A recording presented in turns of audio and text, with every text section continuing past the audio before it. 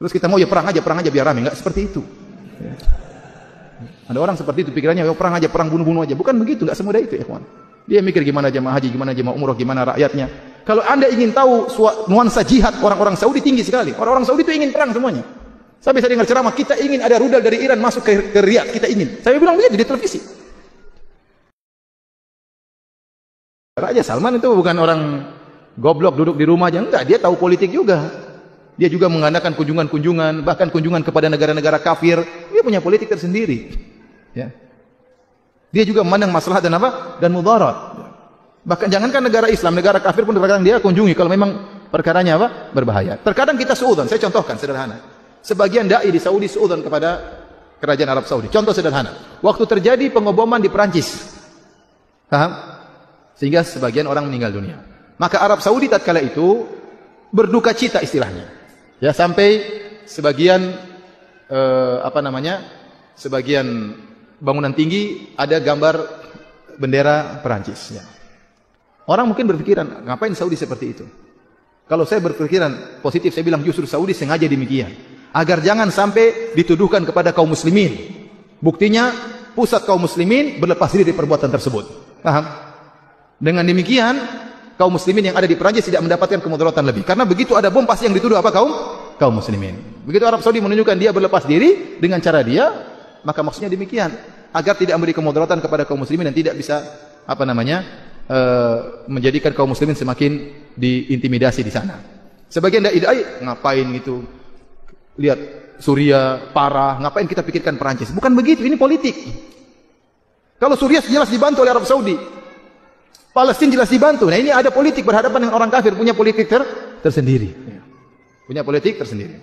Sebagai contoh, pernah pemerintah Arab Saudi dengan tegas mengeluarkan dalam pengumumannya resmi, tidak boleh seorang pun ke Suriah. Tidak ada boleh penduduk Saudi yang ke Suriah. Seorang, Saudi kayak apa, masa mendukung Syiah dan macam-macam. Bukan begitu, ini politik. Kasusnya beda, kasusnya Suriah itu ada pemerintah yang sah menurut undang-undang dunia, yaitu Bashar Assad. Kemudian ingin digulingkan oleh rakyatnya.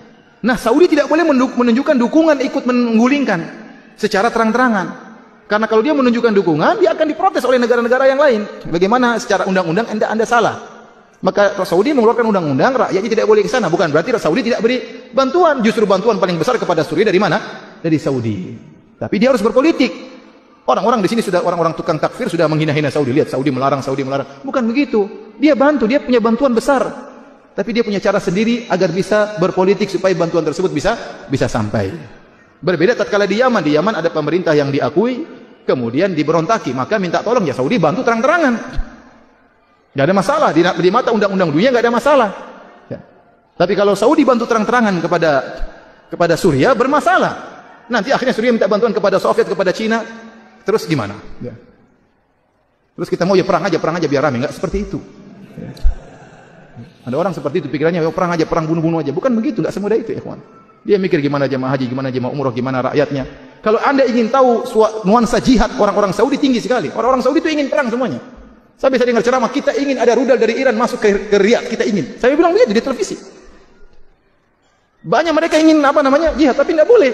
Sudah ada tentaranya, ente bagian doa saja. Sudah tentaranya. Ya.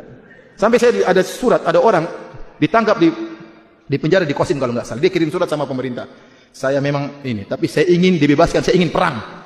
Saya ingin perang, tolong izinkan saya perang. Saya ingin berjihad, ingin mati syahid. Ya. Tapi tidak diizinkan, sudah ada apa? Sudah ada yang lainnya. Jadi maksud saya ya kita harus melihat masalah dan dan mudarat. Raja Salman tentu tahu ya. Dan dia punya cara pandang tersendiri. Kita hargai cara pandangnya ya.